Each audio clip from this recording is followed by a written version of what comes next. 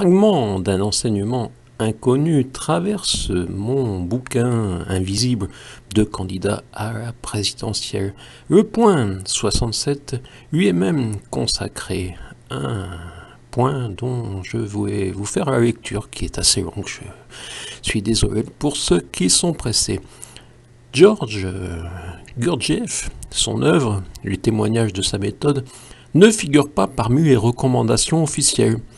Sur Wikitruc, on note « L'Union nationale des associations de défense des familles et de l'individu victime de sectes, UNADFI, souligne que, malgré la prétention spirituelle des systèmes d'apprentissage de Gurdjieff, la diffusion de ses travaux entendant englober toute croyance, connaissance ou philosophie existante, a été instrumentalisée par de multiples enseignes, dirigées par des Gurdjieffiens et qui ne sont pas des sectes en elles-mêmes, c'était une parenthèse, dans le développement du sectarisme à travers le monde. Carrément, ce n'est pas, mais c'est... Vous comprenez, ce mode de pensée entraîne des intellectuels à ne plus servir l'économie. Quand la recherche de l'harmonie nous éloigne du troupeau, les matérialistes dénoncent un risque sectaire. La lecture de fragments d'un enseignement inconnu me semble indispensable par Ouspensky, qui lui est né en 1878 et décédé en 1949. Narration de 3 années auprès du maître. Je n'avais rien à redire aux méthodes de G, sauf qu'elles ne me convenaient pas. Et il est donc parti sans subir de menaces, même si l'organisation du changement de vie fut compliquée. Il me fallut pas moins d'1 année pour découvrir comment il serait possible de continuer à travailler dans la même direction que G, tout en gardant mon indépendance. Georges Gurdjieff a fini sa vie en France le 29 octobre 1949. Il y est enterré. Les hypothèses de sa naissance vont de 1866 à 1877 en Arménie.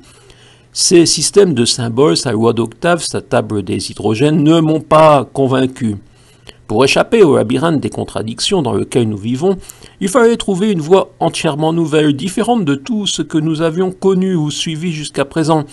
Par-delà la fine pellicule de fausse réalité, il existait une autre réalité dont quelque chose nous séparait pour une raison à préciser.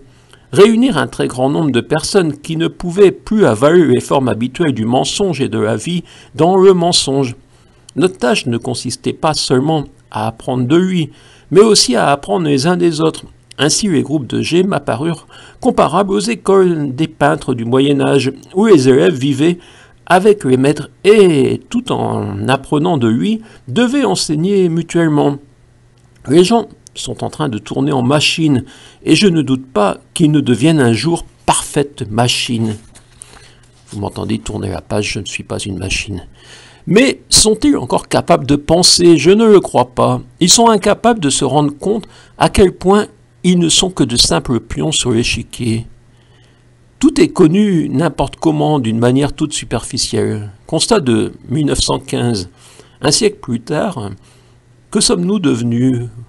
Wikibazar constitue un parfait symbole avec ses fiches dont l'objectivité passe souvent après le pouvoir des lobbies bien organisés, même si les gros sabots d'un Pradier se remarquent facilement. Le point 68, intitulé « Les influences », reprend également une phrase des fragments d'un enseignement inconnu. Il est impossible de se libérer d'une influence sans s'assujettir à une autre. Choisir ces influences ou laisser aux puissances médiatiques, aux nuisances médiaphriques, la mission de sélection, c'était une question.